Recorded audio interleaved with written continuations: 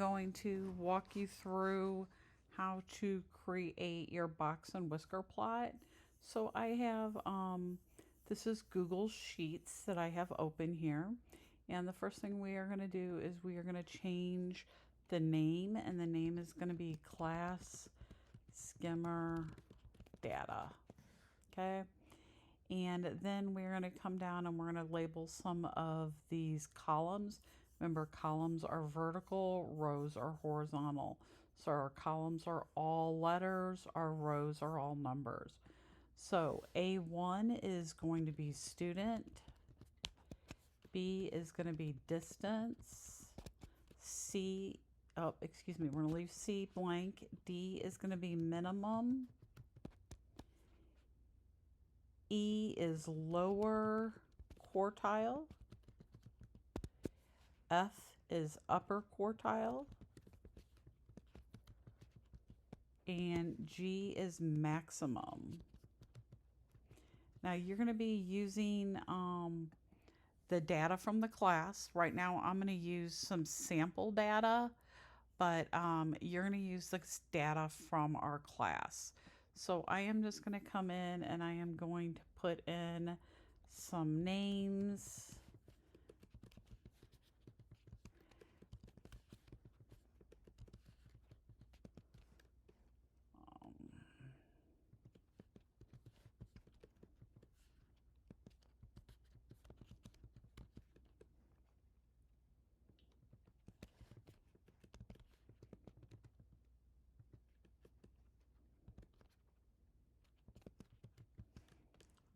Let's see, a couple more. What else can we have here? All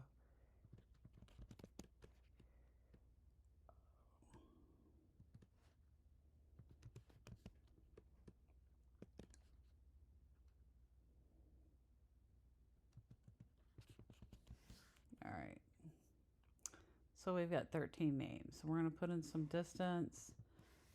70, 47, 35, 63, 55, 52, 68, 74, 60, and 62. And I have a couple too many, so I'm going to come in and I am going to delete those 2 rows. Okay, so you're going to go on and add down all our names and all the distances. So now we need to add some functions, which are basically formulas that are built into the sheet.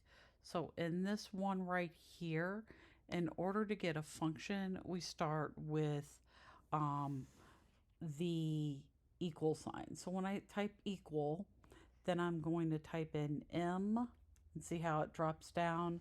We want MIN. We want the minimum. Okay.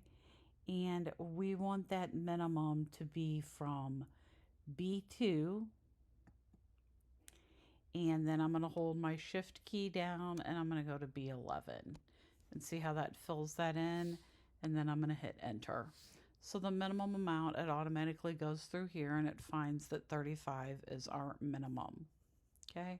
Now we are going to go to E2 and here we're going to put in that function again. So the formula equals, and we're going to start at typing quartile, QUAR, and we want quartile EXC, and see how it's got some parentheses there. So this time I'm going to type it in. I'm going to type B2 because that's where our first piece of data is. And then our last piece of data is at B11, comma 1. So that last number, in this one B11 and in this one B11, that's the very last cell that you have data in. So mine's 11 because my last cell's 11. Your last cell's going to be different. So our upper quartile equal quartile. And we want that EXC1 again. And again, we're going to type B2 colon B11 comma 3 because we want our upper quartile this time. Okay. And then in G2, we want the maximum equals max right there.